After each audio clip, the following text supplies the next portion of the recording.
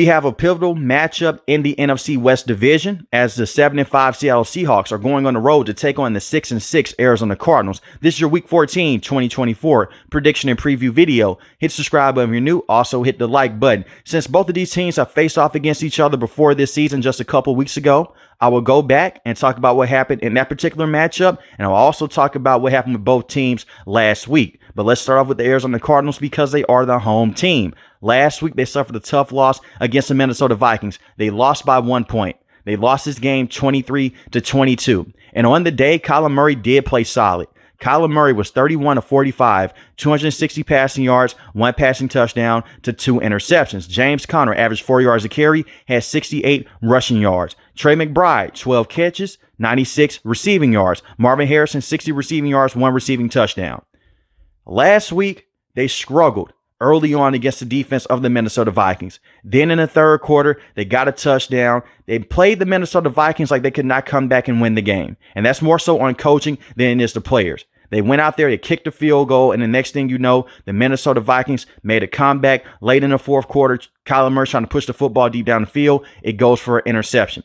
And this matchup against the Seattle Seahawks, you have to run the football. James Conner, over the last couple of weeks, he's cooled down a little bit. He is still one of the best power backs in the NFL. Last week, he averaged 4 yards a carry. You would call me crazy, but just a couple weeks ago against the Seattle Seahawks, he did not look good. 7 attempts for 8 rushing yards. That is ridiculous. And a lot of that is because Leonard Williams, the big defensive end and defensive tackle with the Seattle Seahawks, was causing pressure all day long. The man had so many tackles for loss, and he had 2.5 sacks. Kyler Murray was sacked 5 times on the day. Last week against the Minnesota Vikings, he only got sacked once. The offensive line is going to be the biggest key here. Kyler Murray can go out there and he can deliver the football. He's one of the best dual-threat quarterbacks in the NFL, especially this season. And for the first half of this season, he did a great job of taking care of the football. And he's been amazing against pressure. But the Seattle Seahawks bring different pressure. And they do so many good things on the back end with their secondary. They confused Kyler Murray a lot in the first matchup. And when the guy would get open, Leonard Williams was in his face. I look at Paris Johnson Jr., who is their best offensive lineman. I'm not worried about him in this matchup. I'm worried about everyone else, especially with Will Hernandez being on the IR list. He's their big right guard. When I look at the offensive line of the Arizona Cardinals, you have to find a way to double team Leonard Williams and also be on lookout for Derek Hall. Both of those guys are game wreckers. And Kyler Murray was getting pressured by Devin Witherspoon on a 4th down play. And he threw an interception to Kobe Bryant that went for a pick 6. He has to take care of the football in this matchup.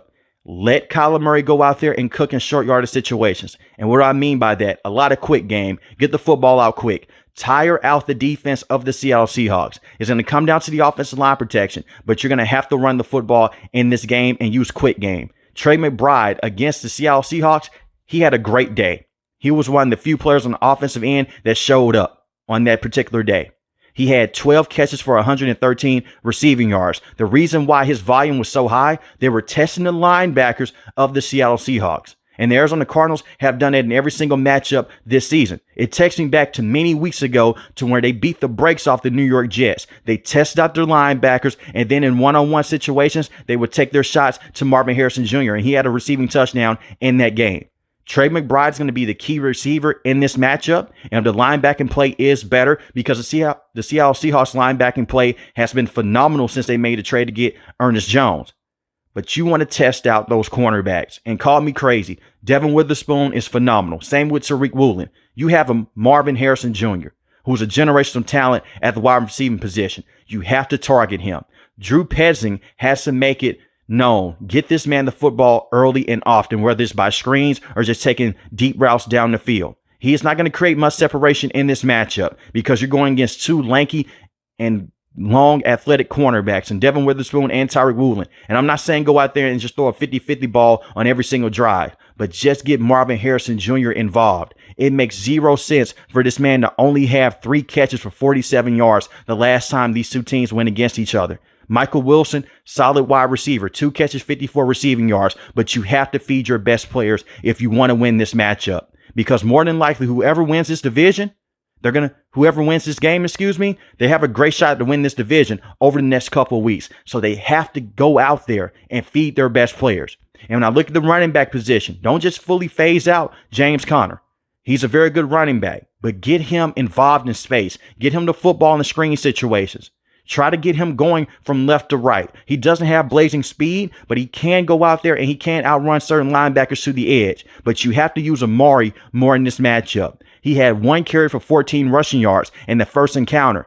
I would have gave him more volume in that matchup. And the same with Trey Benson, 4 carries for 18 rushing yards. Make it a group effort in the backfield. You have one of the best power backs in the NFL in James Conner, sure, but they're meeting him at the point of attack. You look at Amari, he has more juice to his game. This is a man that can put his toe in the dirt. He can spin around. He can make some juke moves. Look at what he did against the Chicago Bears for a 50-plus yard touchdown run right before halftime. He has that juice and the acceleration to get gone in open field. So let him use his speed. But the wide receivers, I think they're good enough to go out there and help him out in this matchup. You have to play complementary football. And I'm just going to be honest here. Drew Petzing did not have his best day against the Seattle Seahawks. And last week in the second half, especially in the fourth quarter, the offensive play calls didn't make much sense. You have to go out there, be intense, get creative in the run game, and protect Kyler Murray. Those are the keys to victory for the Arizona Cardinals on the offensive end. When I look at the defense did well enough last week to win the game. I understand they let Sam Darnold go out there and have the game-winning drive. But when you look at what happened against the Seattle Seahawks, Geno Smith went out there, and yes, he had a passing touchdown to Jackson Smith-Njigba. But besides that, they forced Geno Smith into a tough situation. He threw an interception in this matchup, and he had 254 passing yards. The defense also found a way to go out there and stop the rushing attack with Geno Smith and the Seattle Seahawks as a whole. When I look at the defense of the Arizona Cardinals, you have to create pressure and force Geno Smith to make those tough throws across the middle of the field. Geno Smith right now, he's starting to look better because the offensive line is healthier with the Seattle Seahawks, but he has 13 passing touchdowns to 12 interceptions. Make them one-dimensional. Stop the run game and focus in on DK Metcalf and Jackson Smith-Njigba. Jackson Smith-Njigba went out there and he looked like the best wide receiver on that day. He had 6 catches for 77 receiving yards and 1 receiving touchdown. And you have to be weary of the screens in this matchup. The reason why I bring that up, Jackson Smith-Njigba could go across field. He has very good speed, and the same with DK Metcalf and Tyler Lockett. And they will also use Kellen Walker III in the receiving game. He had 4 receptions for 52 receiving yards. You have to find a way to go out there and limit the big plays. The same thing that the Seattle Seahawks did in the first matchup, you can do the same thing in this matchup also. And that's what the Arizona Cardinals did a very good job of. I like Jonathan Gannon as a head coach. I like him as a defensive play caller, especially when he was with the Philadelphia Eagles and they made that Super Bowl run against the Kansas City Chiefs. The defense played well enough in that matchup. They only gave up 1 touchdown. The other touchdown came off a pick 6 from Kyler Murray. But I'm looking at Zaven Collins. I'm looking at Mac Wilson, Kazir White, and Baron Browning also. Sean Murphy-Bunting has not been the best starting corner. I'm worried about him in this matchup. But I look at Budda Baker and Garrett Williams. Those are very good players in the secondary. And I would not even press up in this matchup. This is going to be a tough and physical game. But you don't have to press up against DK Metcalf and Jackson Smith-Njigba and Tyler Lockett. Because this Seahawks team is one big play away from scoring a touchdown or flipping field. You don't want to give up those big plays. And it starts up front with the front 7 and with everyone being on the same page on the back end. Communication is going to be key. This is a must-win game for the Arizona Cardinals. Be disciplined on the defensive end. And when they try to run the football, don't even stack the box. Go out there and control the line of scrimmage with your front 7. Similar to what they did last week against the Minnesota Vikings. You can stop the run, limit those attempts, and make the Seattle Seahawks one-dimensional, and hopefully the turnovers can work out in your favor. Now, let's talk about the Seattle Seahawks. This team is starting to rock and roll. Over the last few weeks, they have looked better because Abraham Lucas has returned at the right tackle position. Geno Smith last week was 20 of 31, 206 passing yards, 1 passing touchdown, 0 interceptions. He did get sacked 3 times. When I look at this offense, you have to find a way to play complementary football against the Arizona Cardinals.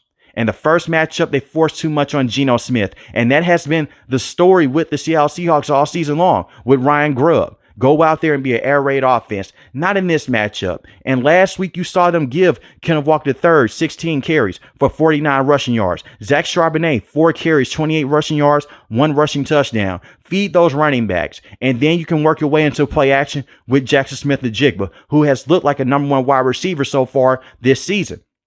He led the team in receiving yards last week with 74 receiving yards. DK Metcalf is still one of the most explosive wide receivers in the game, 66 receiving yards, and Noah Fant had 26 receiving yards. In that first matchup against the Arizona Cardinals, they ran a screen that went for a major play, and it put him right there in scoring range to get the football to Jackson Smith-Njigba. Feed Jackson Smith-Njigba. Get him the football early and often. And also feed DK Metcalf. Jackson Smith-Njigba in the first matchup had 77 receiving yards, 1 receiving touchdown. DK Metcalf had 59 receiving yards. Tyler Lockett only had 20 receiving yards in that encounter. I would not force Tyler Lockett the football, but that's the key person to look out for if you are a Seattle Seahawks fan, because he may go out there and may turn back the clock like how he was playing last season and the year before with Geno Smith. But when I look at this offense, you have the pieces to go out there and put up good production against the Arizona Cardinals, but you're on the road. You don't have the home field advantage. Settle the home team down. Run the football, play complimentary football, and then let Geno Smith work off of play action. Geno Smith is a way better quarterback when the offensive line can sit up with Abraham Lucas and Charles Cross. They can work off of play action, and then he can dink and dunk his way down the field. But Geno Smith loves to throw the football across the middle of the field. Two guys like DK Metcalf, Noah Fant, and Jackson Smith-Njigba. I would target the outside. DK Metcalf is a very good straight line wide receiver. And the same with Jackson Smith-Njigba. Njigba is more so of a route runner. Get creative in the pass game.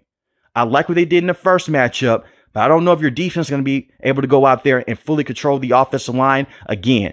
But when I look at the Seattle Seahawks offense, take care of the football, you can be in a great situation. But it starts with running the football and even just attempting to run the football. If Geno Smith gets on a hot streak, hey, that's okay. Just make sure that you're keeping the Arizona Cardinals defense honest, because this is the Arizona Cardinals team. They will put an extra defensive back on the field and they'll try to make you pay. When I look at the defense for the Seattle Seahawks, like I mentioned before with Leonard Williams, this man is starting to look like a Defensive Player of the Year candidate over the last 3 weeks. The man had a great game against the Arizona Cardinals a few weeks ago. He had a pick 6 last week.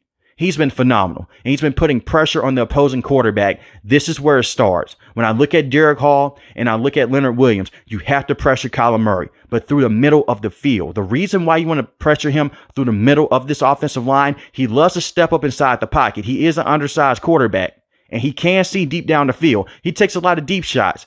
But the reason why I bring that up, you want Kyler Murray off balance. You want him throwing off his back foot, because eventually he's going to give you an interception like how he did in the first game to Kobe Bryant. Devin Witherspoon's going to also be an X factor in this matchup. He had a great play against James Conner, and he had an amazing play against Kyler Murray that led to that pick 6.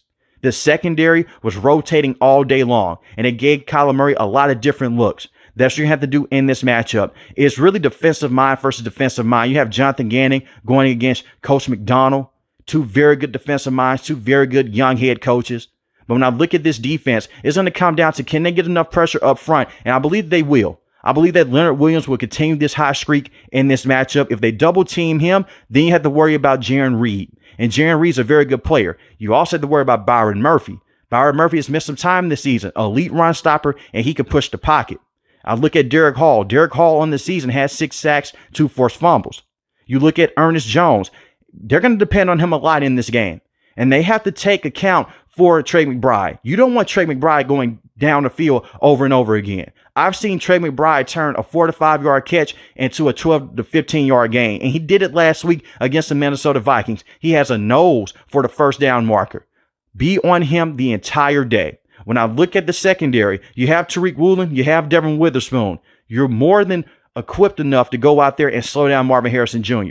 Force him into tight situations. Kyler Murray trusts his wide receivers, but he doesn't like to throw 50-50 balls. He's a wide receiver. He sees a guy open, he'll throw the football to him. When he sees a guy into tight situations, he's not going to go out there and throw the football on and have the same page and the same mindset as his wide receiver. He's not known to do that. And we've seen this throughout his entire career. The same when DeAndre Hopkins was with the Arizona Cardinals. When he would get open, he'll throw him the football. He's more so of a read and react type of quarterback. Those are also quarterbacks that you can go out there and have a great game plan for. And Coach McDonald has done that. He had a great game plan last week with the New York Jets. He had it in the first encounter with the Arizona Cardinals. And he also had this against Matthew Stafford and the Los Angeles Rams, even though they lost that game. Usually with quarterbacks that like to read and react, you can run some disguised coverages and you can run some fake blitzes. And that's what they did a couple weeks ago against the Arizona Cardinals. And it fooled Kyler Murray many a times and it made him very frustrated. And Kyler Murray came out and said, hey, we got beat up the entire day. They went out there and they beat him up. The Arizona Cardinals got bullied. And in this matchup, that's what the Seattle Seahawks have to do. Bully them up front with your front seven and get physical on the back end. Like how I said, the Arizona Cardinals, I would not press because of Sean Murphy bunting, and I'm worried about some of their players in the secondary. When I look at the Seattle Seahawks, the secondary has played so good over the last 4 to 5 weeks. You could press up with Tariq Woolen and Devin Witherspoon. And if the Arizona Cardinals get a splash play here or there, that's okay. You have bend but don't break defense. And the red zone defense with the Seattle Seahawks has been very good over the last month or so.